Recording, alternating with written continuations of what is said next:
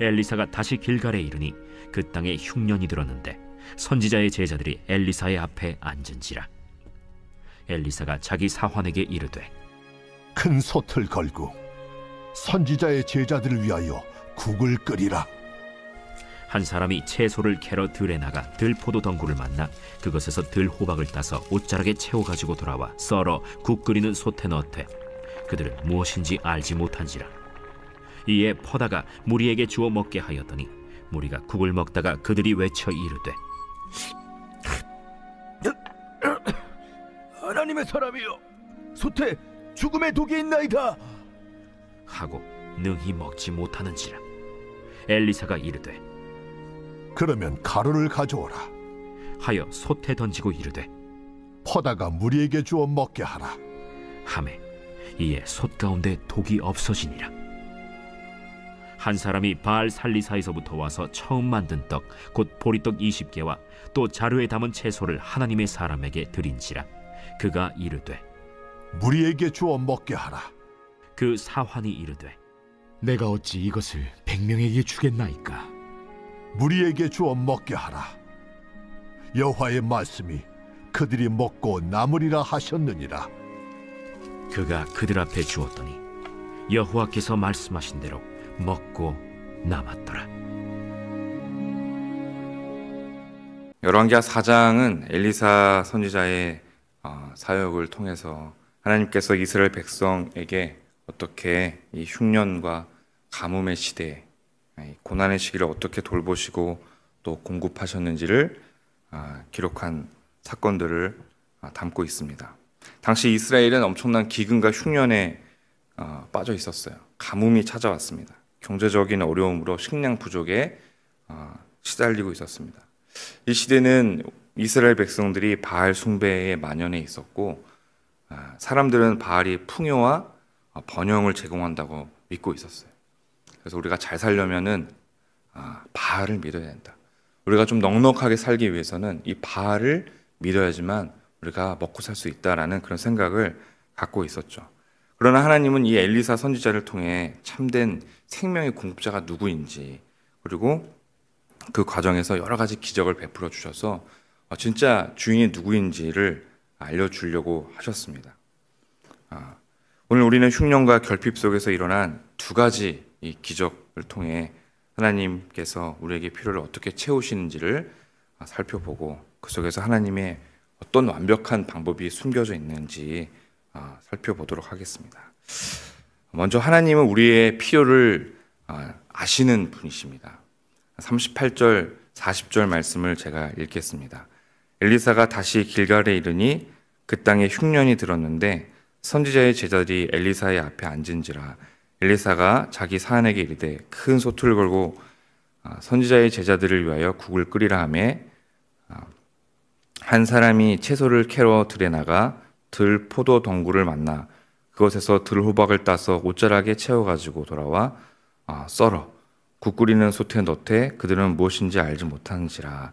이에 퍼다가 우리에게 주어 먹게 하였더니 우리가 국을 먹다가 그들이 외쳐 이르되 하나님의 사람이여 솥에 죽음의 독이 있나이다 하고 능히 먹지 못하는지라. 엘리사는 흉년으로 힘겨운 이 선지 학교를 방문하게 됩니다. 제자들은 살아남기 위해서 들판에서 어떻게든지 먹을거리들을 챙겨오는 모습을 우리는 상상해 볼 수 있어요.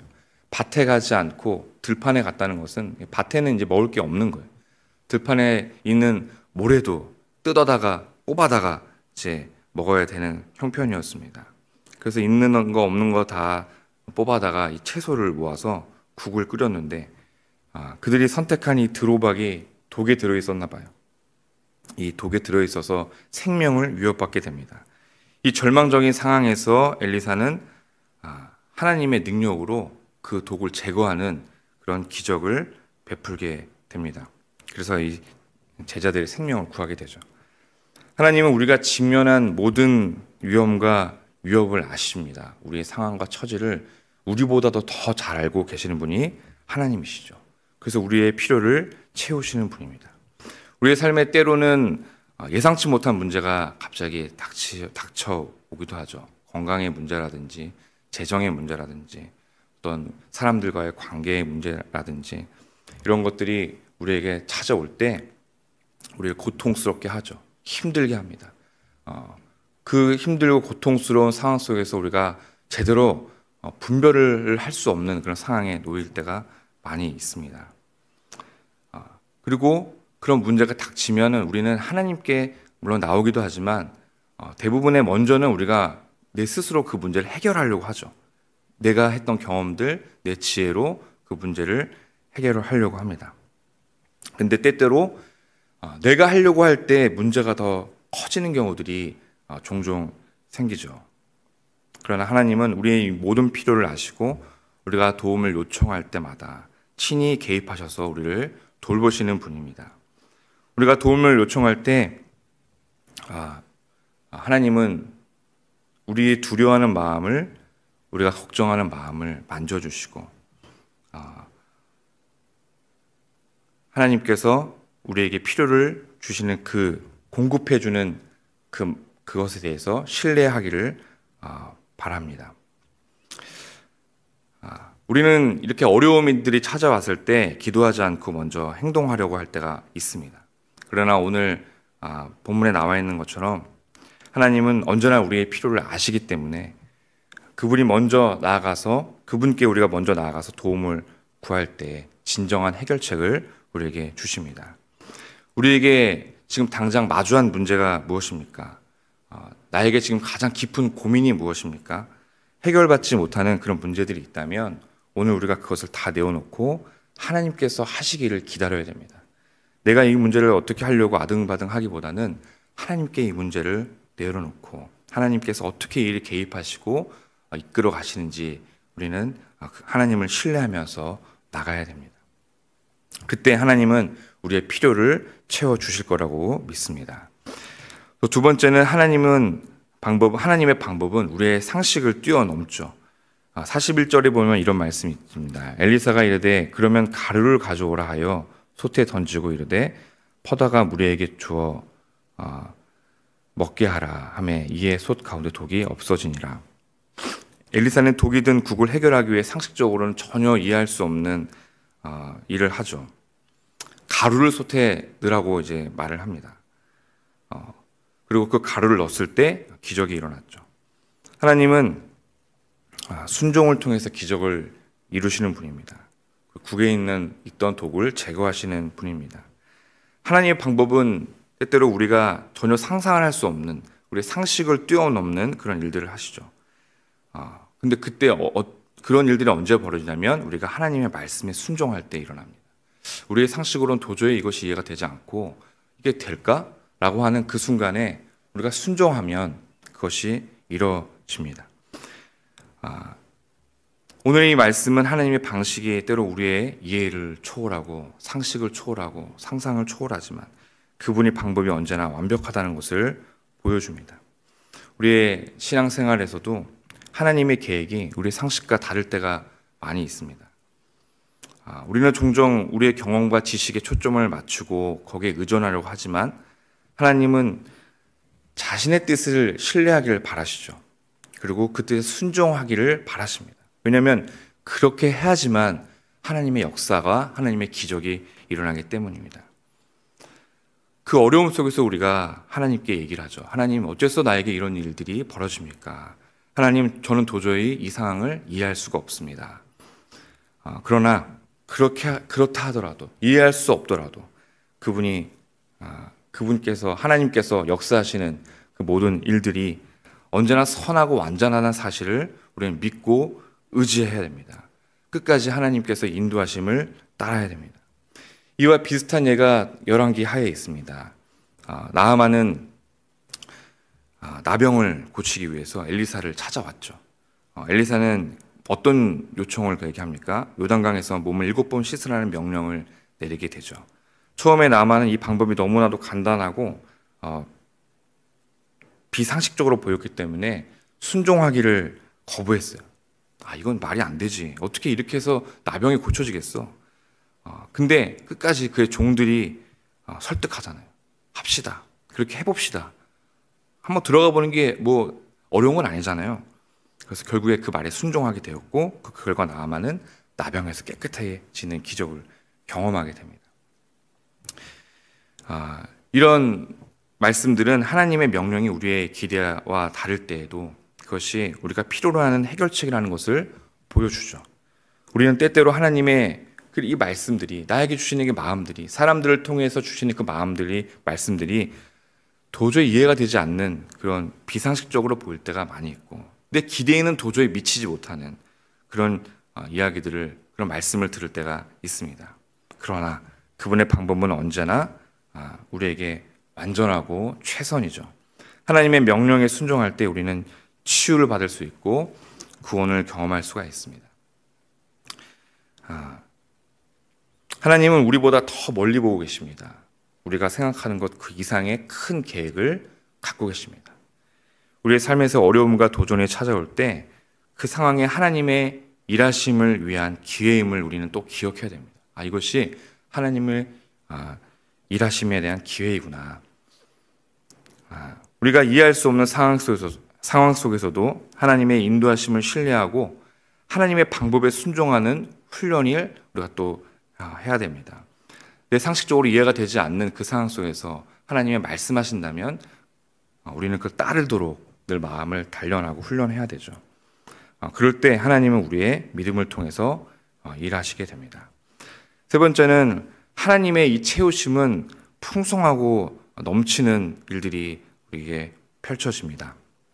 42절에서 44절 말씀을 제가 읽겠습니다. 한 사람이 바알 살리사에서부터 와서 처음 만든 떡국 보리떡 20개와 또 자루에 담은 채소를 하나님의 사람에게 드린지라. 그가 이르되 무리에게 주어 먹게 하라. 그 사환이 이르되 내가 어찌 이것을 100명에게 주겠나이까 하라. 엘리사는 또 이르되 무리에게 주어 먹게 하라. 여호와의 말씀이 그들이 먹고 남으리라 하셨느니라. 그가 그들 앞에 주었더니 여호와께서 말씀하신 대로 먹고 남았더라. 바알 살리사에서 한 사람이 엘리사에게 보리떡 20개와 자루에 담은 채소를 이제 가지고 나옵니다. 우리가 이 장면을 보면 오병이어의 사건을 우리는 떠올리게 되죠. 엘리사는 그것을 100명의 나아오라고 명령을 했는데 이 오늘 말씀을 보니까 말이 안 되는 거였어요. 보리떡 20개로 100명이 먹을 수 있는 양이 아니었던 것이 분명합니다. 어떻게 이것을 100명에게 먹였습니까? 라고 묻죠. 그러나 순종합니다. 그 명령을 따라서 그걸 나눠줬을 때 100명을 먹고도 남는 기적을 또 베푸십니다. 하나님의 은혜는 항상 우리의 기대를 초월하며 넘치도록 풍성하게 베풀어 주십니다. 어떤 것에서 이 풍성함이 시작됐습니까? 바로 바알 살리사에서 한 사람이 엘리사에게 이 보리떡을 갖고 왔던 그 작은 헌신에서부터 이것이 시작되었습니다. 이런 생각을 할 때가 있습니다. 내가 하는 이 작은 행동이, 내가 하는 이 작은 헌신이 과연 얼마나 큰 영향을 미칠까라고 하는 그런 생각을 할 때가 있어요. 하지만 하나님은 우리의 헌신에 크게야 상관없이 그 헌신하는 그 마음을 귀하게 여기십니다. 작은 것을 통해 큰 기적을 일으키시는 분이시죠. 어떤 것이든 간에 그게 물질이든 시간이든 재능이든 우리의 봉사든 그것이 크고 작든 그것이 하나님 손에 들려 사용될 때는 우리가 상상할 수 없는, 우리의 이해를 뛰어넘는 그런 큰 결과를 우리는 기대할 수가 있습니다. 하나님께서 우리가 가진 작은 것들을 귀하게 사용하십니다. 하나님께서는 우리의 작은 헌신을 통해 풍성하게 채우시는 그런 역사를 이루십니다. 어제 서천팀이 늘푸른 교회를 잘 섬기고 돌아왔습니다. 돌아올 때 사람들이 박수를 쳐주면서 잘했다 해주셨는데 어떤 권사님과 잠깐 얘기를 나눴어요. 그 세계 교회를 돌면서 형광등을 전기공사를 잘하고 왔다고 그러시더라고요. 그런데 이런 얘기를 하셨어요. 우리가 가는 곳에 하나님의 빛이 임하는 것만 같았어요 라고 고백했는데 그 말씀이 너무나도 따뜻하게 제게 다가왔어요. 근데 저에게도 그렇게 따뜻하게 다가왔는데 서천에 있는 그 세 개의 교회에게는 엄청난 큰 축복과 풍성한 은혜가 있었다고 하더라고요. 거기 계신 그 작은 교회 그 세 개의 목사님과 사모님들이 얼마나 감격하셨는지 모른다고 전해 드렸습니다. 그래서 그분들이 오히려 바리바리 뭔가 또 더 드리려고 물건을 싸서 선물로 드리고도 했다고 합니다. 내가 가진 작은 재능이지만, 내가 가진 것이지만 이것을 썼을 때, 이것을 헌신하였을 때 놀라운 결과들이 일어나는 거죠. 네. 내가 가진 것이 작다고 느껴질지라도 그것을 하나님께 드릴 때 하나님은 그것을 통해 큰 일을 이루십니다.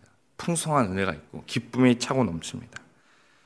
우리가 하나님께 작은 시간이든 재능이든 어떤 것이든 간에 하나님 앞에 헌신할 때 그것이 풍성한 은혜로 넘칠 줄로 믿습니다. 하나님을 신뢰하고 순종할 때 우리는 완전한 체험을 경험하게 됩니다. 오늘 말씀은 하나님께서 우리의 삶에 어떻게 일하시는지를 또 말씀하고 있죠. 첫째, 하나님 우리가 당면한 모든 필요를 아시는 분이시고, 그래서 이 길갈에 있는 선지 동산에서 제자들이 독이 든 국을 인해서 위기에 처했을 때 하나님은 그들의 필요를 알고 구원해 주셨고, 또 하나님의 방법은 우리의 상식을 뛰어넘고 경험을 뛰어넘는 일을 하셨죠. 엘리사가 가루를 던졌을 때 그들의 생각할 때는, 제자들이 생각할 때는 정말 믿을 수 없는 비상식적이었던 일들이었지만 그 순종을 통해서 하나님의 기적을 경험했고, 세 번째는 작은 헌신을 통해서 풍성하게 채우시는 하나님의 역사하심을 받습니다. 바알 살리사에서 온 사람의 작은 헌신을 통해서 100명이 먹고도 남는 기적을 이루게 하셨습니다. 우리는 늘 하나님을 신뢰하고 그 말씀에 순종해야 합니다. 그럴 때 우리는 하나님의 그 완전한 계획과 하나님께서 주시는 그 풍성한 은혜를 누릴 수가 있고 경험할 수가 있습니다. 우리보다 우리를 더 잘 아시는 하나님께서 우리의 필요를 아십니다. 그 필요를 채워주시고, 이 필요를 채우시는 것은 우리의 삶을 또 풍요롭게 하는 어떤 물질적인 필요를 넘어서죠. 하나님은 우리의 영혼의 갈망을 아시고, 우리의 갈증을 아시고, 우리의 마음의 허전함을 아시고, 우리의 마음을 채워주시는 것을 아시기 때문에 그분의 아들 예수 그리스도를 통해서 영원한 생명과 참된 평안을 우리에게 주시지 않았습니까? 오늘 우리는 하나님께서 우리의 상식을 뛰어넘는 방법으로 일하실 수 있다라는 사실을 기억하시고, 우리 앞에 놓여져 있는, 우리 성도님들 앞에 놓여져 있는 어쩜 이해할 수 없는 상황에 처해 있을지라도 하나님의 인도하심을 신뢰하고 또 따르십시오. 우리 하나님께서 말씀하시는 그 작은 또 헌신과 순종을 드릴 때 하나님은 우리의 삶을 통해 큰 일을 또 이루실 줄로 믿습니다. 마지막으로, 하나님의 지혜는 우리의 생각을 초월하고 그 계획은 언제나 완벽합니다 라는 말씀을 드리며 말씀을 마치도록 하겠습니다.